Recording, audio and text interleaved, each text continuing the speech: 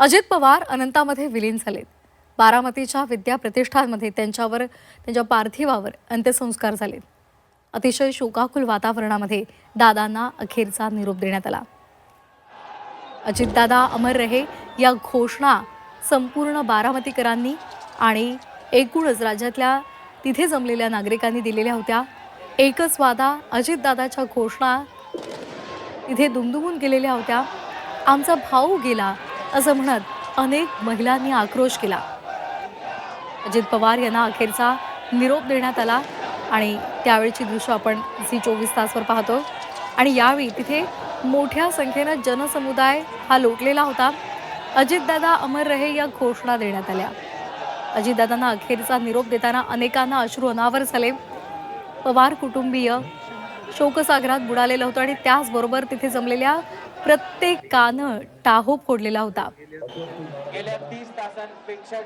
शासकीय इतमामामध्ये अजित पवार यांच्या पार्थिवावर अंत्यसंस्कार करण्यात आले। राजकारणातला दादा हरपला, दादा परत या असं म्हणत कार्यकर्त्यांनी हंबरडा फोडलेला होता। अनेक दिग्गज नेत्यांनी सुद्धा प्रतिक्रिया दिलेली आहे। मुख्यमंत्री देवेंद्र फडणवीसांनी एक दिलदार मित्र आपण या काळानं माझ्याकडून हिरावून घेतलेला आहे अशी भावना व्यक्त केलेली आहे।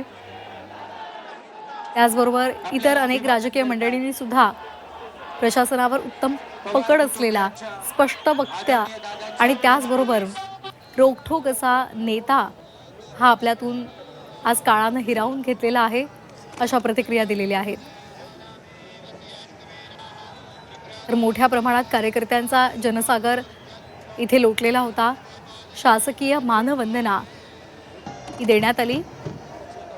अनेक महिला यावेळी लोटलेल्या होत्या, लाडक्या बहिणी जमलेल्या होत्या आणि त्यांनी आपल्या भावना व्यक्त केल्या। आपला भाऊ आपल्याला सोडून गेला, आपण पोरके झालेलो आहोत अशी भावना त्यांनी व्यक्त केली आहे। तसंच अजित पवार यांच्या राष्ट्रवादीचे जे नेते आहेत त्यांनी सुद्धा आपली प्रतिक्रिया दिलेली आहे। अजितदादा आपल्याला सोडून गेलेले आहेत आणि हे दुःख पचवणं हे खूप कठीण आहे। अजितदादा आपल्यात नाहीत ही खरं तर गोष्टच कुणी मान्य करायला तयार नाहीये, कारण अचानकपणे विमान अपघातामध्ये अजित पवार यांचा मृत्यू झाला आणि त्यांचं हे निधन संपूर्ण राज्यासाठी दुःखद बाब आहे। धडाडीचे नेते, कार्यक्षम नेते असे अजित पवार यांची ओळख आणि सध्या निवडणुका आहेत आणि त्याच्या प्रचारासाठीच बारामतीमध्ये येत असताना काल त्यांचा विमान अपघातामध्ये मृत्यू झाला।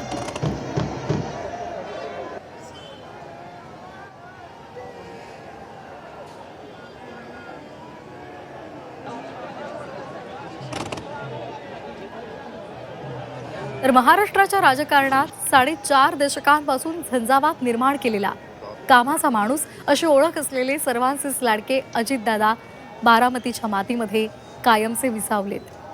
बारामतीच्या विद्या प्रतिष्ठानच्या प्रांगणात अजितदादांच्या पार्थिवावर शासकीय इतमामात अंत्यसंस्कार झालेत। पार्थ पवार, जय पवार यांनी आपल्या वडिलांना मुखाग्नी दिलाय।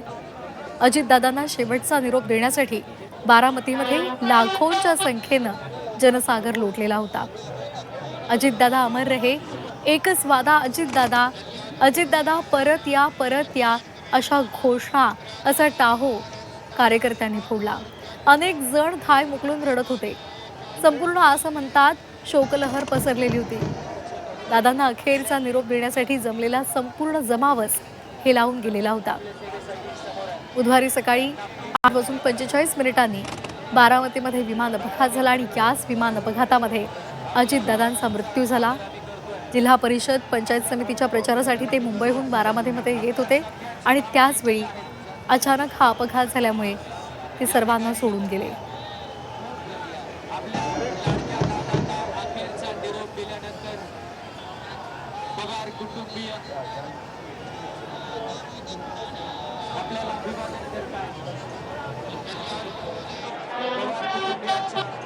आदरणीय दादाच्या प्रेमापोटी संबंध महाराष्ट्र आणि महाराष्ट्राच्या बाहेरून आपण गेल्या 30 तासांपेक्षा जास्त काळ हे पोलीस अजितदादांच्या अंत्यविधीसाठी देशभरातील दिग्गज नेते उपस्थित होते।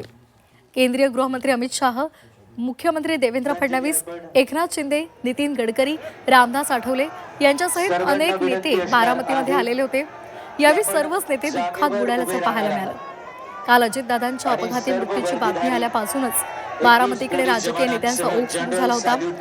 गोव्याचे मुख्यमंत्री प्रमोद सावंत आणि नारा लोकेश यांनी सुद्धा पुष्पचक्र अर्पण करत दादांना आदरांजली वाहिली. गांधी कुटुंबियांच्या वतीनं सुद्धा प्रदेशाध्यक्ष हर्षवर्धन सपकाळ यांनी पुष्पचक्र अर्पण केलं. आपण दृश्य पाहतोय. अमित शाह, देवेंद्र फडणवीस, एकनाथ शिंदे, छगन भुजबळ, नितीन गडकरी, पंकजा मुंडे, रामदास आठवले, त्याचबरोबर हसन मुश्रीफ, प्रमोद सावंत आणि राहुल नार्वेकर यांनी अजित पवार यांच्या पार्थिवाचं अंत्यदर्शन घेतलं आणि त्यांना पुष्पचक्र अर्पण करून आदरांजली वाहिली.